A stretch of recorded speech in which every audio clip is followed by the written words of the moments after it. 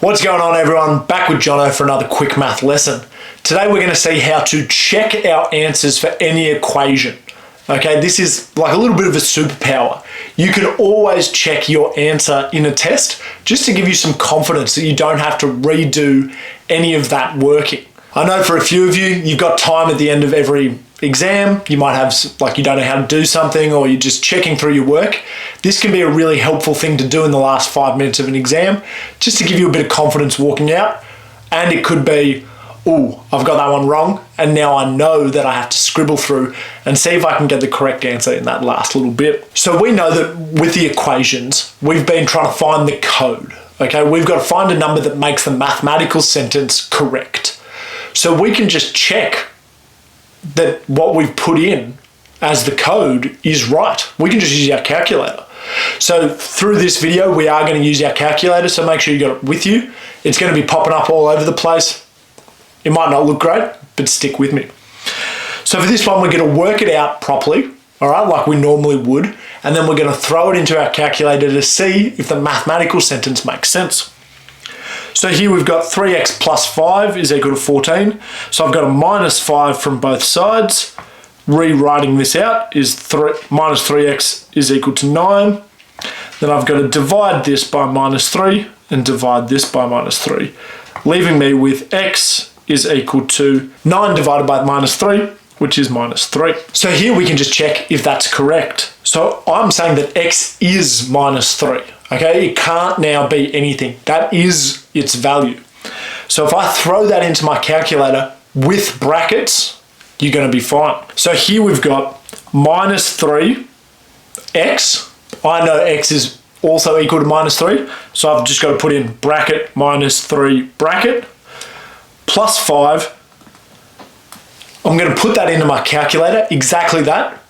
And look at that, it equals 14.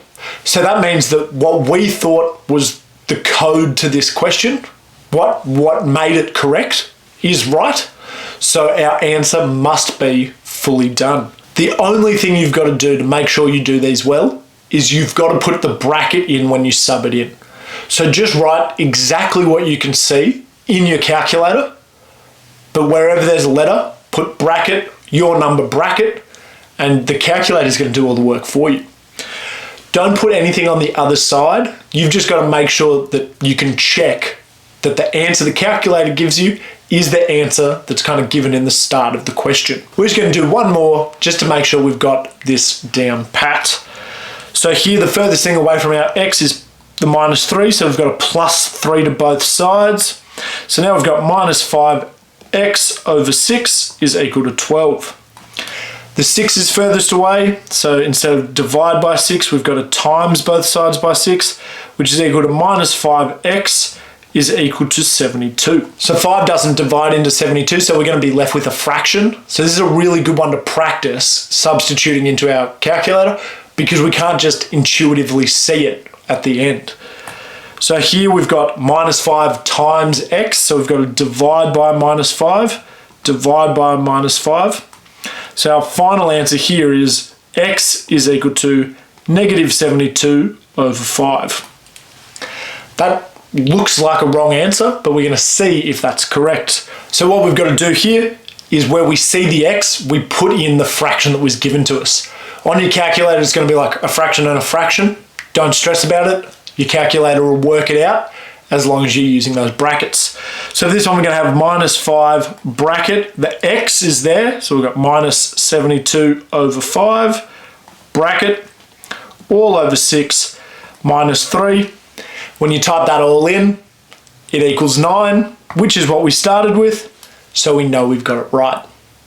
Thanks so much, guys, and I'll see you later.